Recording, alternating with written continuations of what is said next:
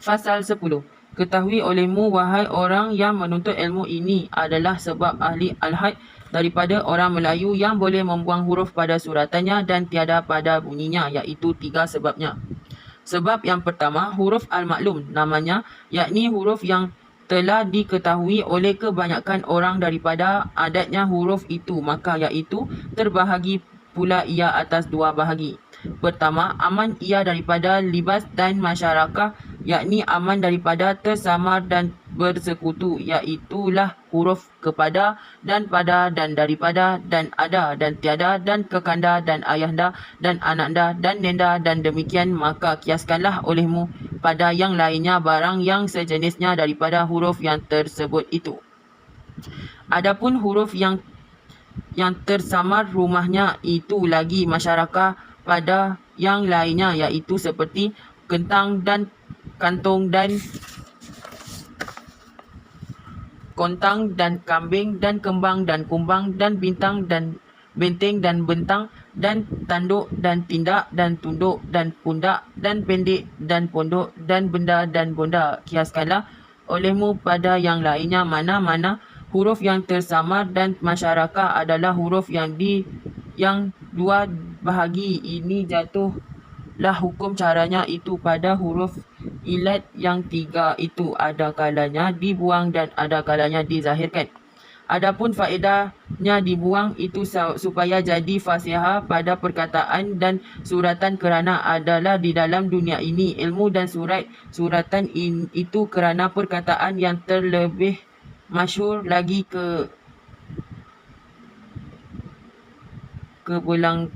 kebilangan, iaitulah perkataan dan suratan yang sedikit boleh faham atas orang yang fasih.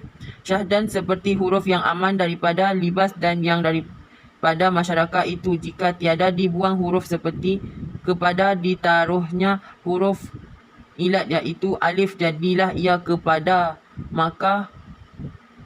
maka jadi aiblah kepada ilmu ini, sebab pekerjaan sedikit jadi banyak dan yang pendek menjadi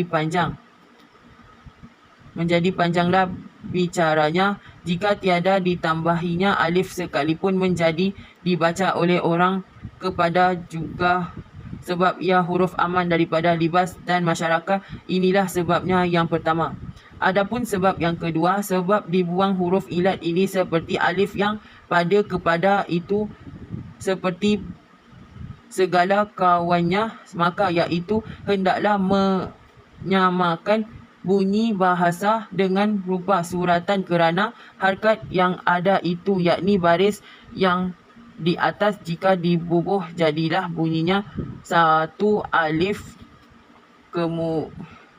kemudian maka ditambahi pula 1 alif lagi kepada itu, maka jadi berpanjanganlah bacaannya itu, maka jadilah bunyinya kepada, jika bersalahanlah bunyinya dan suratannya itu menjadi tertawalah segala orang yang mengetahui ilmu ini adanya. Adapun sebab yang ketiga adalah orang Arab dan orang Melayu pun adalah mereka mengarabkan segala huruf dan segala kalimah itu dengan 2 Arab juga, yakni memberi bunyi huruf atau perkataan dengan 2 baris dengan dua huruf kedua baris dengan harkat, maka tilik olehmu akan segala huruf dan segala kalimah itu. Maka jika tiada aman daripada libas dan masyarakat, maka diarablah dengan huruf seperti kut. Maka jikalau dibuangkan waw itu dibubuh alif nescaya jadilah kata, dan jika dibuang pula alif diganti pula dengan ya, maka jadilah kita. Maka wajib diarabkan dengan huruf, kiaskanlah olehmu pada yang lainnya. Adapun yang terlebih baik diarabkan dengan huruf itu, iaitu seperti kumbang dengan kambing, maka terlebih baik dizahirkan wawnya pada kumbang. Tetapi jikalau buangnya waw itu boleh jua, tetapi lihatlah pertambatan perkataannya, itu jika seperti tiada disamar pada yang lainnya seperti terbang, kumbang dan menyeri kambing, maka tiada mahum dibuangkan wawnya itu kerana sudah termaklum akan pertambatan perkataan itu. Kiaskan olehmu pada yang lainnya daripada yang sejenisnya dan yang suruf dan yang demikian itu. Far'u, yakni ini cawang daripada bicara Arab, itu juga bermula waw dan ya dan alif. Itu dinamakan orang Arab huruf ilat, yakni berpenyakit atau huruf kerana. Akan tetapi yang zahir kepada aku huruf kerana. Adapun maka dinamakan huruf kerana itu dengan sebab maksud dialah, maka jadi boleh bunyinya segala perkataan dan suratannya. Jika masuk seperti waw jadilah bunyinya u, dan jika masuk alif maka jadi bunyinya a, dan jika masuk ya maka jadilah bunyinya i. Dan faedahnya pula jika hendak memanjangkan pada perkataan seperti perkataan iaitu, hendaklah dijadikan iaitu lah atau baik atau iaitukah, maka wajiblah dibubuh waw. Kiaskanlah olehmu pada yang lain-lainnya yang lagi akan datang.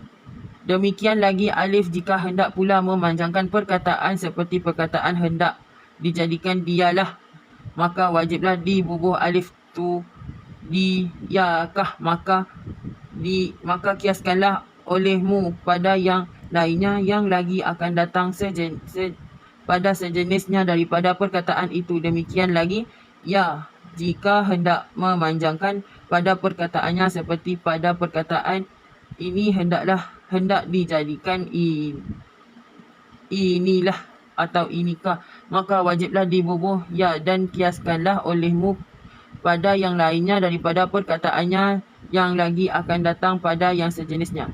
Soal, jika ditanya orang apakah sebabnya, maka iaitu dan ini dan ia, maka tiada dibubuh huruf ilat yang tiga pada baris di depan dan baris di atas barisnya, nescaya jadilah bunyi iaitu, dan bunyi ini dan bunyi di. Maka jawab olehmu, bukankah sudah aku sebutkan pada bab yang kedua dan pada fasal yang ketiga pada bicara huruf al-maklum, maka rujuklah engkau di sana, yakni kembalilah engkau melihat pada hukumnya huruf al-maklum itu, nescaya tiada lah engkau hairan di dalamnya itu adanya. Bermula huruf jazam, yakni huruf yang mati itu pada orang itu, iaitu dua perkara. Pertama dijazamkan dengan sukun dan kedua dijazamkan dengan hanaf, maka berpanjanganlah bicaranya itu pada ilmu Nahu di dalam kitab Nahu itu, maka tiadalah aku sebutkan caranya itu pada kitab ini kerana bukannya maksudku hendak menterjemahkan ilmu Nahu, hanyalah maksudku hendak mengaturkan peraturan tertib surat-suratan dan perkataan bahasa Melayu juga supaya jangan jadi cedera pada bahasa Melayu, maka menjadi cedera dan cacatlah kepada perbuatannya yang tiada dengan ilmu itu adanya. Syahdan, sungguh pun yang demikian itu tempatnya aku mengambil petua dan kias dan jalan memperbuat akan kitab ini, iaitu daripada ilmu Arab juga seperti suruf dan nahu dan lugat dan lain-lainnya daripada kitab ilmu itu atas fahamku dan kudratku dan kadarku yang singkat dan yang bodoh adanya. Bermula huruf yang mati di dalam bahasa Melayu itu dua perkara. Pertama, dimatikan pada akhirnya. Kedua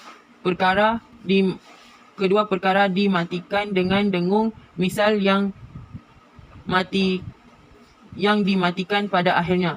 Kalam dan kertas, kiaskan olehmu bagi yang lainnya. Misal yang demikian dengan dengung itu huruf nga seperti balang dan keroncong dan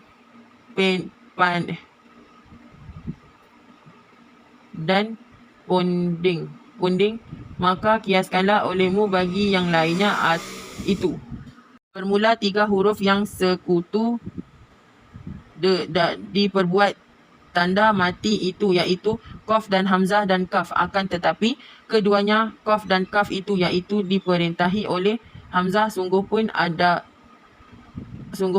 tiada boleh berkuasa sendirinya. Ada aruf dirinya, maka berbunyi-bunyi huruf yang lainnya. Inilah misalnya seperti ananda dan seperti baik atau cantik. Maka kiaskanlah olehmu bagi yang lainnya yang serupa dengan yang demikian itu, yakni yang tersebut itu. Maka jika dipakai juga bunyi yang mati dengan qaf atau dengan kaf itu, niscaya tertawalah sekalian orang yang mengetahui bahasa Melayu di dalam tanah Johor ini, iaitu Melayu yang asli dinamakanlah tutur orang itu. Kerana orang itu kopi atau janggal dan canggung atau telo adanya. Adapun huruf yang mati dengan dengung itu, jika dipanjangkan sebab berangkai dengan waw